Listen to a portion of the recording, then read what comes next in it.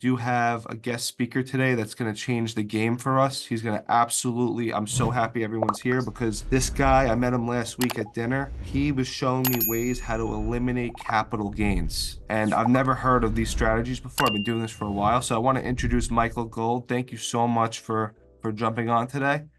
Yeah, And my pleasure. it's great meeting you last week.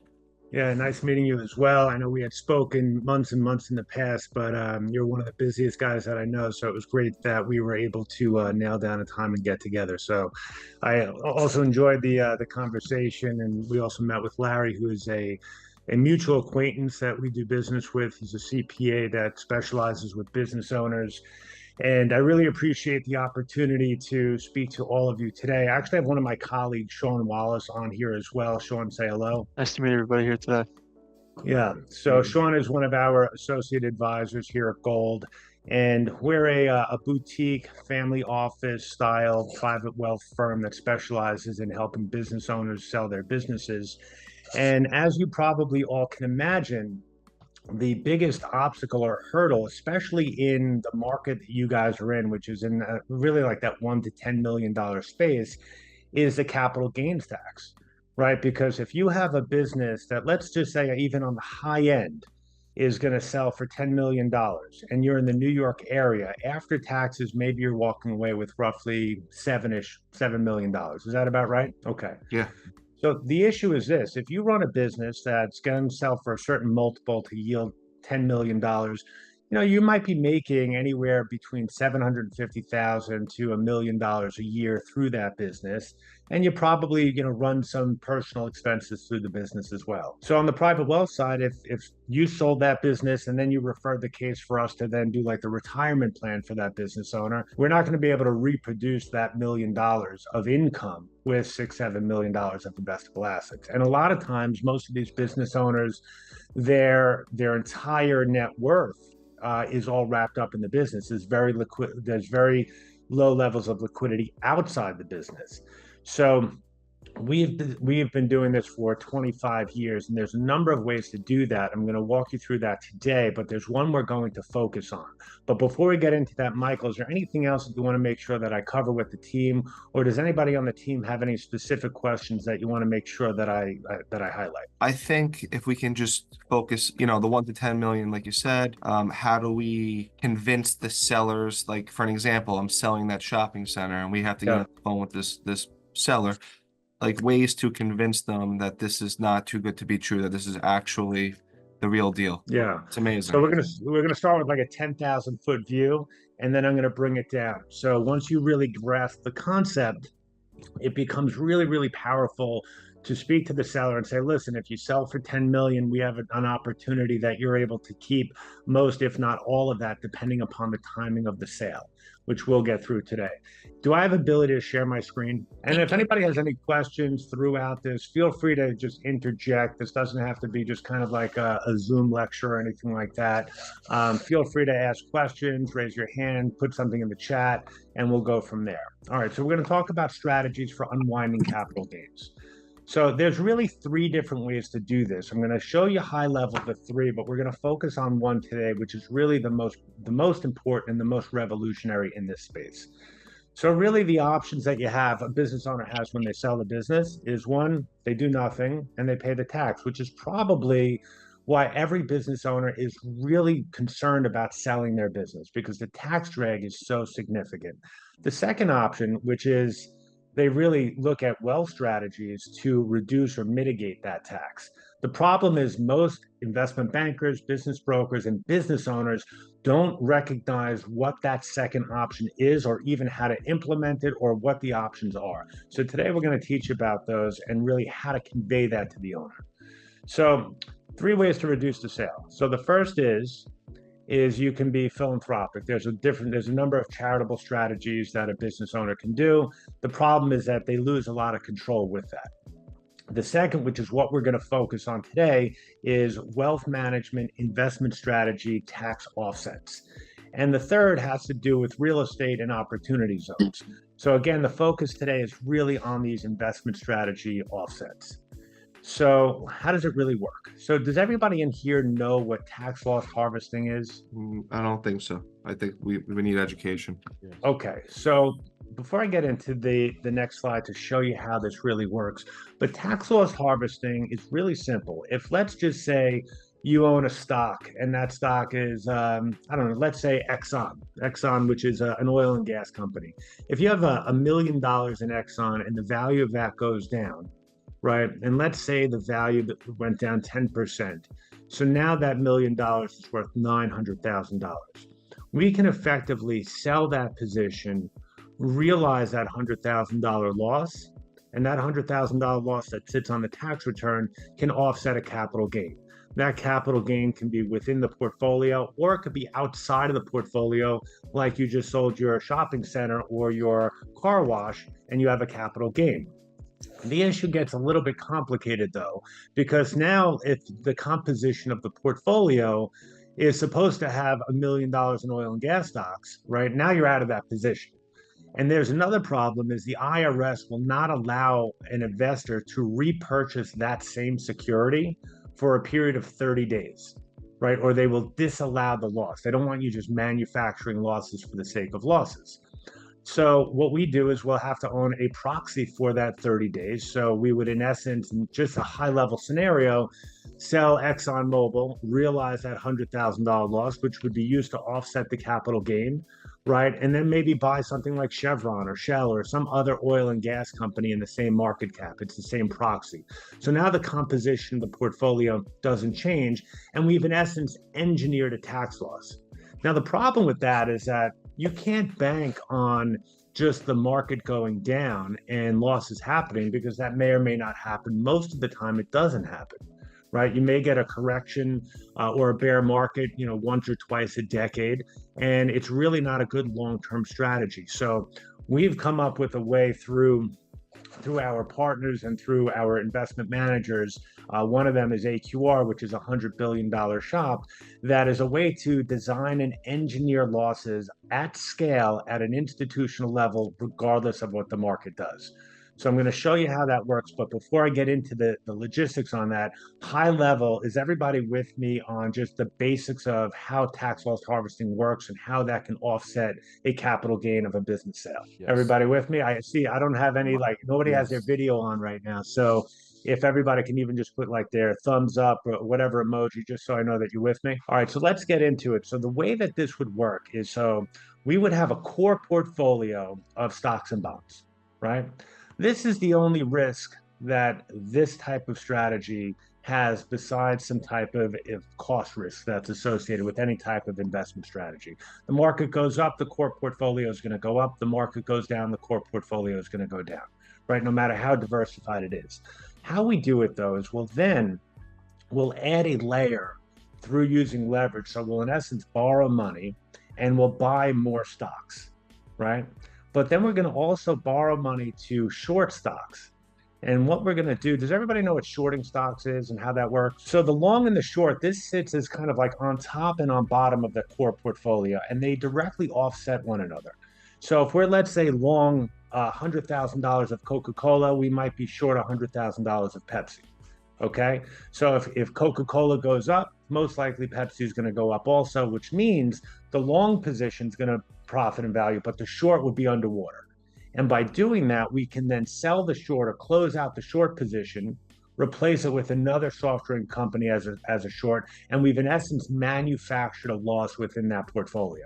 That loss can then be used to offset the capital gain, again, within a portfolio or a business sale, something along those lines. And what you have at the end result, you have your core portfolio with the long and shorts sandwiching that, and they're just offsetting them. And the key here is not to lose money. The core portfolio is to build that wealth. Like client sells for 10 million, we want to grow that 10 million. But at the same time, we want to manufacture, engineer losses along the way, regardless of what the equity markets do. So by the time that it comes to pay their taxes, we have significantly mitigated and in some cases eliminated the tax drag on that business sale. Now, I do have some case studies to go a little bit deeper. So I started about 10,000 feet here. We're going to get a little bit deeper here, but I want to pause, get any questions or comments or any thoughts or anything that you may want me to clarify a little bit further. Hey, Michael, this is Dan Myers. Good morning. Thank you for Morning, Dan. How you doing? thanks for joining us. While the strategy is underway, the seller of the business has no access to the capital. Is that correct? They do have access to the capital. They own the stocks and bonds in that core portfolio, right? But is So go ahead. But no, but isn't it until they pay the tax? Aren't they restricted from using the principal? They're not restricted from using the principal. However, there's a certain amount of capital that needs to go in, right? So what we would do if, let's just say, they needed money to live off of, right, out of that $10 million sale, the entire $10 million doesn't need to go in, right? We would identify, one, from the timing of the sale, right, how much time we would need and how much capital we would need to put into the strategy to offset or mitigate the tax drag. Right. So in many, many cases, it's not the full amount, right? It's a portion of the sale. There might be other investments. There might be other liquidity needs that are necessary for that time. And there's a lot of pre-planning that has to happen. But again, if they wanted to just take the money out, they can take all of it out. There's no penalties or anything like that. They would just forego the investment strategy and the tax losses going forward. So that would be completely up to them, but there's no lockup periods. There's no hold time.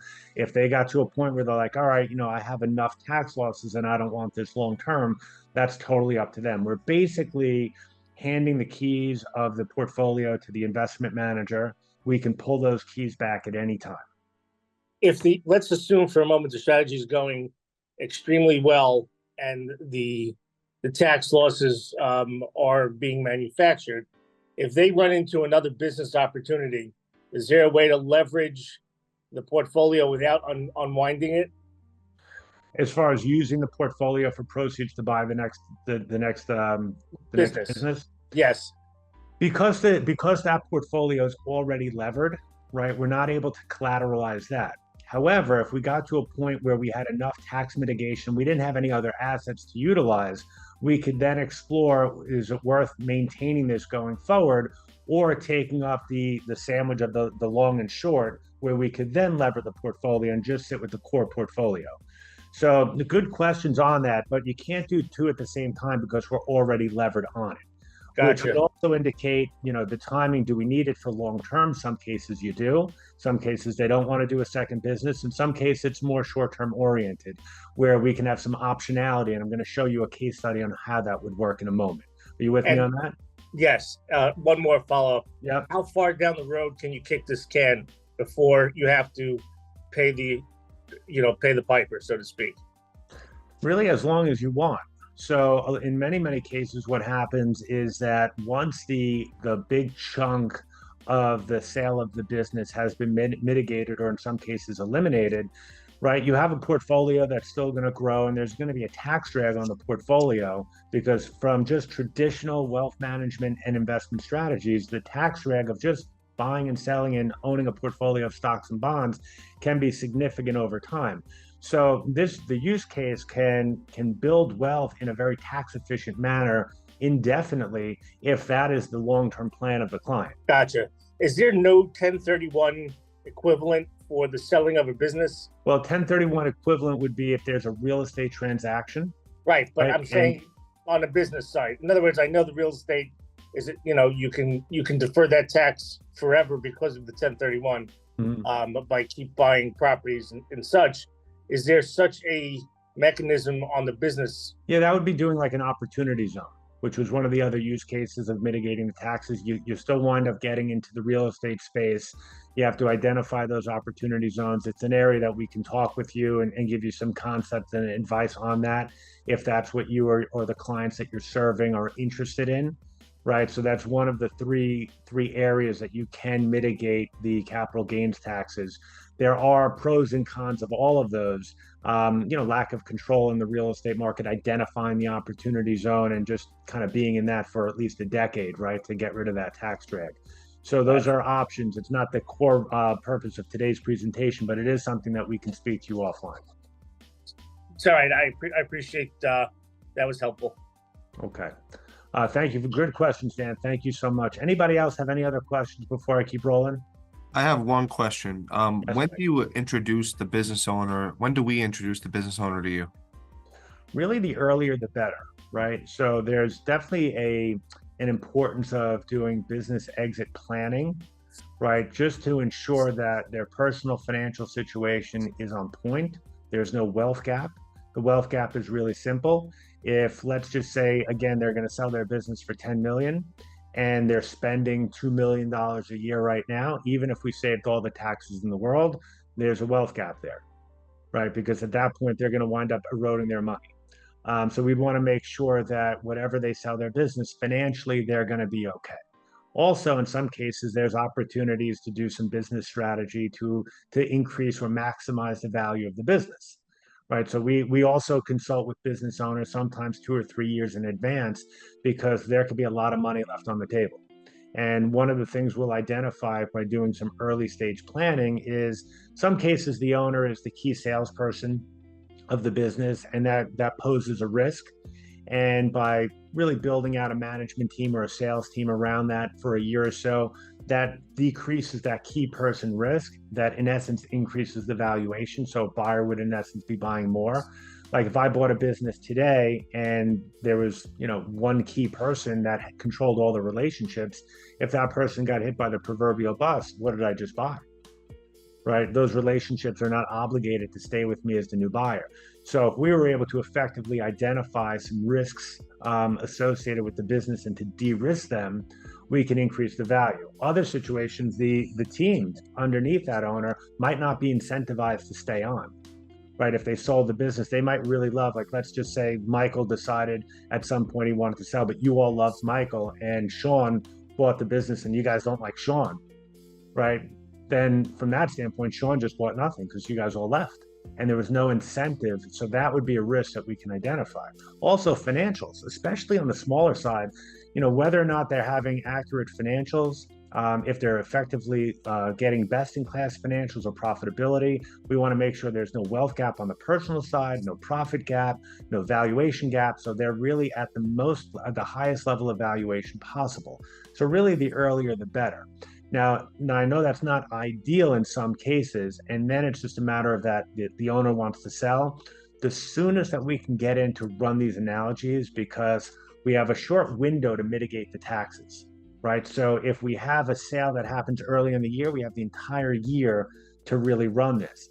If we have a shorter period of time, not that it's not impossible, which I'm going to show you in a case study of a sale that went through in August or September, and we only had a short window, it's still possible, but it's just a little bit harder. So really, Michael, my long-winded answer, and I'm sorry, I was just giving some context, the earlier that we can get in, the higher the potential valuation, the more secure the owner is going to have to exit the business, and most importantly, exit the business on their terms. Right? When they exit the business, many cases is they're forced out, there's a death, a divorce, a disability, right? And it's just something that they kind of have to do.